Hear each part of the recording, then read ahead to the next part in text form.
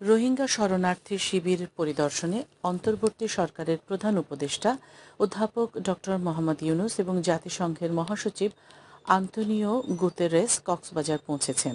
আজ দুপুর ১টায় হজরত শাহজালাল আন্তর্জাতিক বিমানবন্দর থেকে বাংলাদেশ বিমান এয়ারলাইন্স যোগে তিনি কক্সবাজারে পৌঁছান।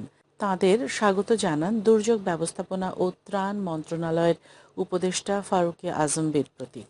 সংশ্লিষ্টরা জানিয়েছেন, প্রধান উপদেষ্টা প্রফেসর ডক্টর মোহাম্মদ ইউনূস নির্মাণাধীন কক্সবাজার আন্তর্জাতিক বিমানবন্দর ও খুরুশকুল জলবায়ু উদ্বাস্তু কেন্দ্র পরিদর্শন করবেন।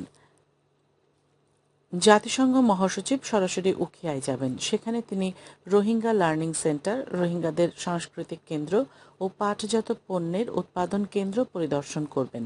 পরিদর্শন শেষে ডক্টর মোহাম্মদ ইউনূস এবং জাতিসংঘ মহাসচিব আন্তোনিও গুতেরেস উখিয়ায় প্রায় ১ লক্ষ রোহিঙ্গা শরণার্থীর সঙ্গে ইফতারে যোগ দেবেন।